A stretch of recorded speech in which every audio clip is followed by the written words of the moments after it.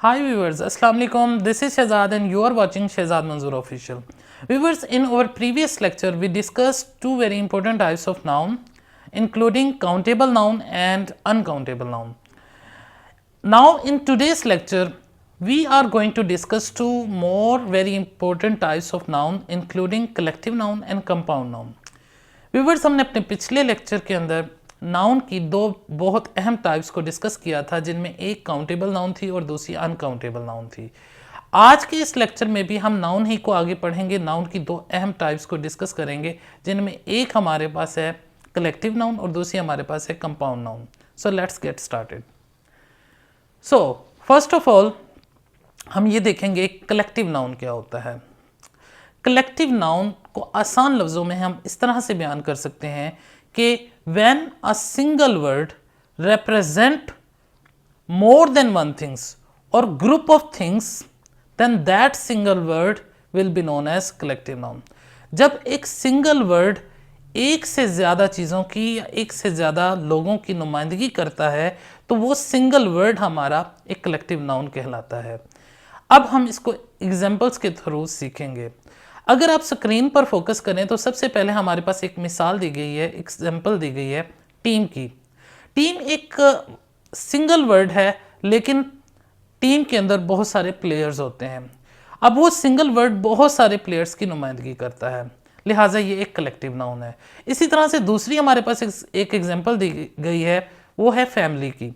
Family भी एक single word है, लेकिन ये रिप्रेजेंट कर रहा है, नुमाइंदगी कर रहा है बहुत सारे लोगों की, क्योंकि एक फैमिली के अंदर मम्मा पापा भी होते हैं, डैडी भी होते हैं, हमारे ग्रैंडफादर होते हैं, ग्रैंड मदर होती हैं, बहुत सारे लोग होते हैं। तो ये फैमिली एक सिंगल वर्ड है जो रिप्रेजेंट कर रहा है उन तमाम लोगों को, लिहाजा फैमिली भी एक हमारे पास कलेक्टिव नाउन है। इसी तरह से अगर स्क्रीन पर देखें तो हमारे पास एक तीसरी एग्जाम्पल भी दी हुई है, वो हमारे पास दी हुई है क्रू ऑफ सोल्जर्स। क्रू कहते हैं अमले को, काम करने वालों को, यानी यहाँ पर क्रू एक कलेक्टिव नाउन है जो रिप्रेजेंट कर रहा है बहुत सारे सिपाहियों को।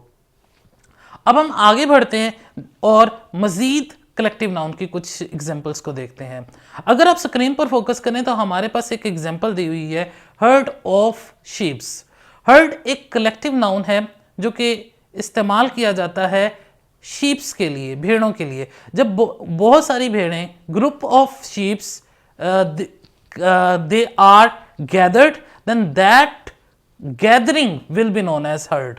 जब बहुत सारी भेड़ें इकट्ठी हो जाती हैं तो उनके जो ग्रुप है, उनकी जो गैदरिंग है, उसको हम हर्ड का नाम देते हैं। यानी हर्ड एक कलेक्टिव नाउन है जो कि शीप्स के लिए इस्तेमाल किया जाता है। इसी तरह से अगर आप स्क्रीन पर फोकस करें तो हमारे पास एक कलेक्टिव नाउन की एक और एग्जांपल दी हुई है, और वो है हमारे पास फ्लॉक, FLOC के flock, flock of birds. Flock एक कलेक्टिव नाउन है जो कि बहुत सारे परिंदों के लिए इस्तेमाल किया जाता है। यानी कि अगर परिंदों का कोई ग्रुप आप देखते हैं तो उस परिंदों के ग्रुप को हम फ्लॉक कह सकते हैं। तो फ्लॉक एक कलेक्टिव नाउन है जो कि आमतौर पर बर्ड्स के लिए इस्तेमाल किया जाता है।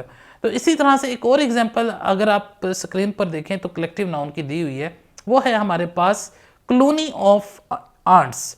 जो एंट्स होते हैं, जो चूंटियाँ होती हैं, उनके लिए भी एक कलेक्टिव नाउन स्पेसिफिक इस्तेमाल किया जाता है, और वो स्पेसिफिक वर्ड जो कि चूंटियों के लिए एज अ कलेक्टिव नाउन इस्तेमाल किया जाता है वो है हमारे पास कॉलोनी। तो कॉलोनी भी एक कलेक्टिव नाउन है जो कि चूंटियों के लिए इस्तेमाल किया जाता है। तो व्यूअर्स, हमने देखा कलेक्टिव नाउन क्या होता है और इसको मुख्तलिफ एग्जाम्पल से सीखने की कोशिश की। अब हम आगे चलते हैं और कंपाउंड नाउन के बारे में पढ़ते हैं। So what are compound nouns? Compound noun क्या होता है? कंपाउंड नाउन एक ऐसा नाउन होता है जो दो मुकम्मल वर्ड्स, दो कंप्लीट वर्ड्स को ज्वाइन करने से, मिलाने से वजूद में आता है। यानी अगर दो मुकम्मल अल्फाज को आपस में मिलाने से तीसरा वर्ड बनेगा तो वो तीसरा जो वर्ड होगा, लफ्ज़ होगा, वो हमारा कंपाउंड नाउन होगा। अब इसको मिसालों से समझने की कोशिश करते हैं। सबसे पहले if you observe the screen, तो हमारे पास स्क्रीन के ऊपर फुटबॉल दी हुई है। तो फुटबॉल जो है ये एक ऐसा वर्ड है जो कि कंपाउंड नाउन है। क्यों कंपाउंड नाउन है? क्योंकि ये दो मुकम्मल लफ्ज़ों को मिलाने से बना है। अब वो दो मुकम्मल लफ्ज़ कौन से थे जिनसे फुटबॉल बना है? एक फुट है और एक बॉल है। फुट और बॉल को मिलाया तो फुटबॉल वजूद में आया, लिहाजा ये एक कंपाउंड नाउन है। इसी तरह से एक दूसरी एग्जांपल हमारे पास दी हुई है वॉशरूम की, तो वॉशरूम भी एक कंपाउंड नाउन है जो कि वॉश और रूम दो मुकम्मल लफ्ज़ों को मिलाने से बना है। इसी तरह से तीसरी एक एग्जांपल हमारे पास स्क्रीन पर दी हुई है, वो है मिल्कमैन की। मिल्कमैन भी एक कंपाउंड नाउन है जो कि मिल्क और मैन दो मुकम्मल लफ्ज़ों को मिलाने से बना है।